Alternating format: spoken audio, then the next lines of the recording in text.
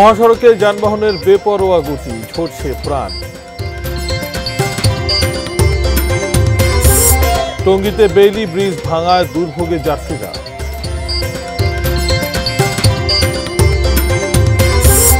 জট কমাতে অফডক থেকে কন্টেইনার ডেলিভারি দিতে চায় চট্টগ্রাম বন্দর কর্তৃপক্ষ।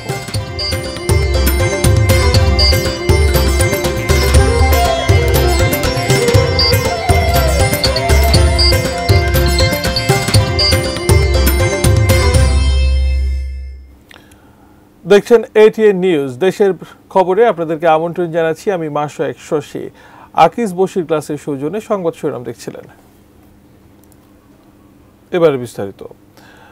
উদ্বেগজনক হারে বেড়েছে সড়ক দুর্ঘটনা। অদক্ষ চালকদের হাতে বেপরোয়া গতির যানবাহনের কারণে প্রতিদিনই মহাসড়কে ঝরছে প্রাণ। পথচারীদের এবং হাইওয়ে পুলিশের নজরদারির অভাবকেও দুর্ঘটনার জন্য দায়ী করছেন ভুক্তভোগীরা। প্রতিনিধিদের পাঠানো তথ্য ছবি নিয়ে ডেস্ক রিপোর্ট। মহাসড়কে মৃত্যুর মিছিল থামছে না। ত্রুটিপূর্ণ যানবাহন, বেপরোয়া গতি, পথচারী ও চালকের অসচেতনতায় কিছুতেই দুর্ঘটনা নিয়ন্ত্রণে আসছে না। ঢাকা থেকে ভাঙা পর্যন্ত দেশের প্রথম এক্সপ্রেসওয়ে। ৫৫ কিলোমিটার দৈর্ঘ্যের এই এক্সপ্রেসওয়ের ৩৫ কিলোমিটার ঢাকা মাওয়া মুন্সিগঞ্জ অংশে। সবচেয়ে দুর্ঘটনা প্রবণ এই অংশ। ইদানিং যে দুর্ঘটনাগুলো ঘটতেছে, এটা কিন্তু বেশিরভাগগুলো হলো আপনার মোটরসাইকেলের দুর্ঘটনা। গাড়ির স্পিড বেশি থাকে, ঠিক আছে, আর গাড়ি যেমন চলায় কোনো নিয়ন্ত্রণ থাকে না তাদের, এই লিয়ে মোটামুটি প্রায় প্রতিনিয়ত দুর্ঘটনা ঘটে। সকালের বাজারে যাওয়ার পথে যে লোকগুলা যায়, তারা এই ফুটওভার ব্রিজ ব্যবহার না করে এখানটা যায়। আমাদের সবচেয়ে বড় দুর্ঘটনার কারণ এইটা। গাড়ি চালক যারা আছেন রাস্তায় ওঠা মাত্র, এক্সপ্রেস ওঠা মাত্রই ওভার স্পিডে গাড়ি চালানোর চেষ্টা করে। এই ওভার স্পিডটাকে নিয়ন্ত্রণ করার জন্য আমরা হাসারা হাইওয়ে থানা পুলিশ আমরা আন্তরিকতার সহিত কাজ করে যাচ্ছি। বেপরোয়া গাড়ি চালানোর কারণে কুমিল্লার সড়ক মহাসড়কে সবচেয়ে বেশি দুর্ঘটনা ঘটে। এছাড়াও মহাসড়কে যত্রতত্র ইউটার্ন ও ফিডার রোডের মাথায়ও ঘটছে দুর্ঘটনা। দিন দিন দুর্ঘটনা প্রবণ হয়ে উঠছে ঢাকা চট্টগ্রাম মহাসড়কের ফেনী অংশটি। নির্দিষ্ট কয়েকটি স্থানে প্রতিনিয়ত ঘটছে দুর্ঘটনা। অসচেতনভাবে মহাসড়ক পারাপারেও বাড়ছে দুর্ঘটনা। বিভিন্ন অদক্ষ ড্রাইভারের কারণে হতে পারে, যা রাস্তা ভাড়া যাত্রীরা অনেক সময় বুঝে না রাস্তা কখন কোথায় কীভাবে ভাড়া তৈব। এটা তো ট্রাফিকের কারণে। এখন তো মনে করেন ৪ আগস্টের পর থেকে তো ট্রাফিক পুলিশ তো নিয়ন্ত্রণে নেই। যত যেভাবে যেমনি মনে করেন চালার, এই জন্য বেশিরভাগ এইভাবেই দুর্ঘটনা হইতেছে। ঢাকা আরিচা মহাসড়কে ট্রাফিক আইন অমান্য করে বেপরোয়া গতিতে চলছে যানবাহন। অটোরিকশা সহ অবৈধ যানবাহন চলাচল করায় দুর্ঘটনা ঘটছে অহরহ। দুর্ঘটনার জন্য চালকদের বেশি দায়ী করা হলেও তা অস্বীকার করেন তারা। ঢাকা আরিচা মহাসড়কে সেলফি পরিবহনে বেপরোয়া চালক চালানোর কারণে দুর্ঘটনার প্রবণতা বেশি, এবং আমি নিজেও প্রমাণ। লোকজন সঠিকভাবে রাস্তা পারাপার না হওয়া, তারপরে ফুটওভার ব্রিজ ব্যবহার না করা। আমাদের তো কোনো স্পিডে সেরকম সাইডের স্পিডের উপরে কোনো গাড়ি চালানো হয় না। নীলাচলে এমনটা হয় নাই, বেপরোয়াভাবে গাড়ি চালায় অ্যাক্সিডেন্ট দুর্ঘটনা এই রোডে নাই। শৃঙ্খলা ফিরিয়ে আনতে শত চেষ্টা, নানা পরিকল্পনা, তবু নিরাপদ সড়কের প্রত্যাশা অপূর্ণ রয়েই যাচ্ছে। Zinia Islam, desk report, ATN news. Dhaka Mymensingh মহাসড়কে টঙ্গী আবদুল্লাপুর বেইলি ব্রিজ ভেঙে একটি পাথর বোঝাই ট্রাক তুরাগ নদে পড়ে গেছে। আহত হয়েছেন ট্রাকের চালক সহ 2 জন। যোগাযোগ বিচ্ছিন্ন হয়ে পড়ায় বৃহত্তর ময়মনসিংহমুখী যানবাহনগুলোকে চলাচল করতে হচ্ছে বিকল্প পথে। দুর্ভোগে পড়েছেন যাত্রী ও চালকরা। ডেস্ক রিপোর্ট দেখুন। শুক্রবার দিবাগত রাত 3:30টার দিকে ঢাকা থেকে পাথর বোঝাই একটি ট্রাক টঙ্গী তুরাগ নদে বেইলি ব্রিজ পার হওয়ার সময় ঘটে দুর্ঘটনা। ব্রিজ ভেঙে ট্রাকটি নিচে পড়ে যায়। আহত হন ট্রাক চালক ও হেলপার। গভীর রাত হয়, গাড়ি ও মানুষ চলাচল কম থাকায় বড় ধরনের দুর্ঘটনা থেকে রক্ষা। ওনারা গ্লাসটা ধাক্কা দিয়ে বাইরে হয়ে গেছে। ওনার মাথা মনে একটু আঘাত পেয়েছে, রড ছিল, রড একটু বাড়ি খেয়েছে। এরকম যাতে ঘটনা না ঘটে কর্তৃপক্ষের আগে থেকে এই ব্যাপারে সচেতন থাকা উচিত, কারণ মানুষ মরে গেলে তো আর মানুষকে পাওয়া যায় না। ওদের কাছে এখনো পর্যন্ত আমাদের চোখে ধরা পড়ে নাই। ময়মনসিংহ রোডে চলাচলে স্থাপন করা হয়েছিল 2টি বেইলি সেতু। তার একটি ভেঙে পড়ায় দুর্ভোগে পড়েন যাত্রী ও চালকরা। ব্রিজটি ভেঙে পড়ায় ঢাকা ময়মনসিংহ মহাসড়কের আবদুল্লাপুর থেকে টঙ্গী স্টেশন রোড পর্যন্ত ময়মনসিংহগামী লেনে যানবাহন চলাচল বন্ধ হয়ে যায়। ব্যবহার করতে হয় কামারপাড়া মুন্নু গেট হয়ে বিকল্প সড়ক। Jinia Islam, desk report, ATN news. বন্দরের পরিবর্তে বেসরকারি আইসিডি থেকে কন্টেইনার ডেলিভারির সিদ্ধান্ত নিতে চাইছে চট্টগ্রাম বন্দর কর্তৃপক্ষ। বলা হচ্ছে এতে কন্টেইনার জট কমার পাশাপাশি বন্দরের নিরাপত্তা ঝুঁকিও কমে আসবে। অনুমোদন চেয়ে জাতীয় রাজস্ব বোর্ডকে চিঠিও দিয়েছে বন্দর কর্তৃপক্ষ। তার আগে অফ ডকগুলোর সক্ষমতা বাড়ানোর তাগিদ দিয়েছেন বন্দর ব্যবহারকারীরা। চট্টগ্রাম থেকে আদিত্য সুমনের তোলা ছবিতে বিস্তারিত জানিয়েছেন মনিরুল ইসলাম পারভেজ। Test report. চট্টগ্রাম বন্দর থেকে প্রতিদিন 4 থেকে 5,000 কন্টেনার ছাড় করা হয়। এজন্য প্রতিদিন বন্দরে প্রবেশ করে 5 থেকে 7,000 ট্রাক, কাভার্ড ভ্যান ও লরি। তৈরি হয় তীব্র যানজট। ট্রাকের বিপুল সংখ্যক হেলপার বন্দরে প্রবেশ করায় বাড়ে নিরাপত্তা ঝুঁকি।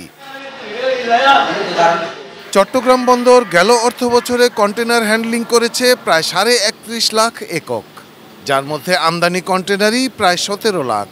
ঝুঁকি নিয়েই বন্দরের অভ্যন্তর থেকে ডেলিভারির কাজটি। 21 ডিসেম্বর হানাদার মুক্ত হয় নাটোর। এই জেলা থেকেই দেশের উত্তর ও দক্ষিণাঞ্চলের যুদ্ধ পরিচালনা করত পাকিস্তানি বাহিনী। উত্তরা গণভবন, আনসার হেডকোয়ার্টার, নবাব সিরাজউদ্দৌলা সরকারি কলেজ, রাজবাড়ী, পিটিআই ও বর্তমান ইউপি কার্যালয় ছিল পাকিস্তানি বাহিনীর নিরাপদ ঘাঁটি। নাটোরে বড় কোনো লড়াই না হলেও একাধিক স্থানে চালানো হয় গণহত্যা। 21 ডিসেম্বর প্রায় 7,500 সৈন্য নিয়ে আত্মসমর্পণ করে পাকিস্তানি হানাদার বাহিনী। তবে আজও মেলেনি গণকবর ও শহীদদের স্বীকৃতি।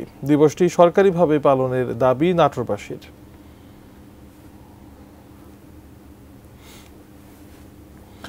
বিভিন্ন মেয়াদে সাজা শেষে ভারত থেকে দেশে ফিরেছেন 15 বাংলাদেশি নারী শিশু।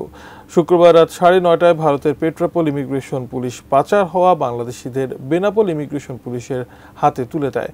ফেরত আসা নারী ও শিশুরা যশোর, সাতক্ষীরা, খুলনা ও নড়াইল জেলার বাসিন্দা। তাদের বয়স 15 থেকে 45 বছরের মধ্যে। বেনাপোল চেকপোস্ট ইমিগ্রেশন পুলিশের পরিদর্শক মোহাম্মদ ইব্রাহিম আহমেদ জানান, বিভিন্ন সময় পাচারের শিকার হয়ে তারা ভারতের মুম্বাইয়ে ছিলেন। সেখানকার পুলিশ তাদের আটক করে জেল হাজতে পাঠায়। 1 থেকে 2 বছরের সাজা খেটে দেশে ফিরলেন তারা। বেক্সিমকো ইন্ডাস্ট্রিয়াল পার্কের বন্ধ 16 কারখানা খুলে দেওয়ার দাবিতে বিক্ষোভ করে চন্দ্রা নবীনগর মহাসড়ক অবরোধ করেছেন শ্রমিকরা। ফলে বন্ধ হয়ে গেছে যান চলাচল। সকালে চন্দ্রা নবীনগর সড়কের চক্রবর্তী এলাকায় অবস্থান নিয়ে অবরোধ করেন বিক্ষুব্ধ শ্রমিকরা। শ্রমিকদের বরাত দিয়ে শিল্প পুলিশ জানায়, মালিকের সমস্যার জন্য কারখানা বন্ধ করে দেওয়া হয়েছে। এসব কারখানায় 30 থেকে 40 হাজার শ্রমিক কাজ করেন। কারখানা বন্ধ করে দেওয়ায় পরিবার নিয়ে চরম বিপাকে পড়েছেন তারা। গেল বৃহস্পতিবার বিকেলে আন্দোলন শুরু করলেও যৌথ বাহিনী সন্ধ্যায় তাদেরকে সড়ক থেকে সরিয়ে দেয়। আজ সকাল থেকে আবার সড়কে নেমেছেন তারা। উচ্ছেদ অভিযানের প্রতিবাদে মানববন্ধন ও বিক্ষোভ মিছিল করেছেন সাভারের মধুমতি মডেল টাউনের প্লট মালিকরা। দুপুরে ঢাকা রিচা মহাসড়কে মধুমতি মডেল টাউনের সামনে এই কর্মসূচি পালন করেন তারা। গত বৃহস্পতিবার মধুমতি মডেল টাউনে উচ্ছেদ অভিযান চালানোর সিদ্ধান্ত নেয় রাজধানী উন্নয়ন কর্তৃপক্ষ রাজুক। এ ঘোষণার পর উদ্বিগ্ন প্লট মালিকরা সড়কে নেমেছেন। তারা জানান, 2000 সালে মেট্রো মেকার নামে আবাসন কোম্পানি গড়ে তুলে প্লট নেন তারা। পরে এর নাম দেওয়া হয় মধুমতি মডেল টাউন। জলাশয় ভরাট করে আবাসন করার দাবি করে পরিবেশবাদী সংগঠন বেলা রিট করলে মধুমতি মডেল টাউনকে অবৈধ ঘোষণা করেন আদালত। পরে নাম পরিবর্তন করে নান্দনিক হাউজিং সোসাইটি রাখা হলেও উচ্ছেদের ঘোষণায় দিশেহারা তারা।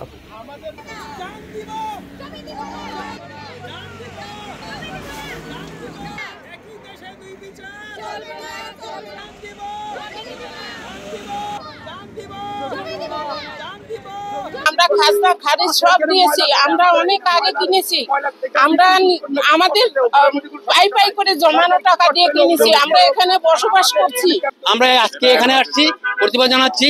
পরবর্তীতে আরো বৃহত্তর পরিসরে আমরা এর আয়োজন করব। ইনশাআল্লাহ আমরা আমাদের লক্ষ্যে পৌঁছবো। জয়পুরহাট চিনিকলে শুরু হয়েছে ৬২তম আখ মাড়াই মৌসুম। গত মৌসুমের 53 কোটি টাকা লোকসানের বোঝা নিয়েই নতুন মৌসুম শুরু করল চিনিকলটি। দুপুরে ডোঙ্গায় আখ নিক্ষেপের মধ্য দিয়ে এই কার্যক্রমের উদ্বোধন করেন বাংলাদেশ চিনি ও খাদ্য শিল্প কর্পোরেশনের সচিব আনোয়ার কবির। 2024-25 মৌসুমে এই চিনিকলে 3002 একর জমির 55,000 মেট্রিক টন আখ মাড়াই হবে। এ থেকে 3025 মেট্রিক টন চিনি উৎপাদনের লক্ষ্যমাত্রা নির্ধারণ করেছে চিনিকল কর্তৃপক্ষ। এবার আখ প্রতি কুইন্টাল মিলগেটে 600 টাকা ও বাইরের কেন্দ্রগুলো থেকে 587 টাকা দরে কেনা হবে বলে জানিয়েছে মিল কর্তৃপক্ষ। ইন্দোনেশিয়া থেকে রামপাল তাপবিদ্যুৎ কেন্দ্রের কয়লা নিয়ে মোংলা বন্দরে ভিড়েছে 2টি জাহাজ। ভোরে মোংলা বন্দরে বহির্নোঙরে জাহাজ 2টি নোঙর করে। জাহাজটির শিপিং এজেন্ট টগি শিপিং এর অপারেশন কর্মকর্তা হুসাইন ইমাম জানান, ইন্দোনেশিয়া থেকে 1,06,630 মেট্রিক টন কয়লা নিয়ে লাইবেরিয়ার পতাকাবাহী জাহাজ এমভি সি স্প্রিট এবং মার্শাল আইল্যান্ড পতাকাবাহী জাহাজ এমভি ইকারিয়াস মোংলা বন্দরে ভেড়ে সকাল থেকেই কয়লা খালাস কাজ শুরু করা হয়। এই কয়লা লাইটার জাহাজের মাধ্যমে রামপাল তাপবিদ্যুৎ কেন্দ্রে পৌঁছানো হচ্ছে। বাগেরহাটের রামপালে শীতার্তদের মাঝে শীতবস্ত্র বিতরণ করেছে আসুন্না ফাউন্ডেশন। সকালে রামপালের ভাগা বাজারের পাশে বালুর মাঠ চত্বরে শতাধিক শীতার্তদের মাঝে কম্বল, চাদর ও শীতের টুপি বিতরণ করা হয়। শীতবস্ত্র উপহার পেয়ে আনন্দ প্রকাশ করেন শীতার্ত মানুষ। এ সময় রামপাল উপজেলার সমাজসেবা কর্মকর্তা মোহাম্মদ শাহিন রহমান, আসুন্না ফাউন্ডেশনের স্কিল অ্যাডমিন মাসুম বিল্লাহ, বৈষম্য বিরোধী ছাত্র আন্দোলনের নেতারা সহ উপস্থিত ছিলেন অন্যান্যরা।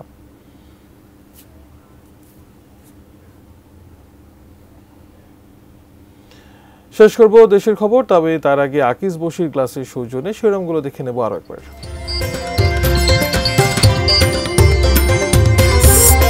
মহাসড়কে যানবাহনের বেপরোয়া গতি, ঝরছে প্রাণ। টঙ্গীতে বেইলি ব্রিজ ভাঙায় দুর্ভোগে যাত্রীরা। জট কমাতে অফ ডক থেকে কন্টেইনার ডেলিভারি দিতে চায় চট্টগ্রাম বন্দর কর্তৃপক্ষ। সাজা শেষে ভারত থেকে ফিরল 15 নারী শিশু। উচ্ছেদের প্রতিবাদে মধুমতি মডেল টাউনের প্লট মালিকদের মানববন্ধন।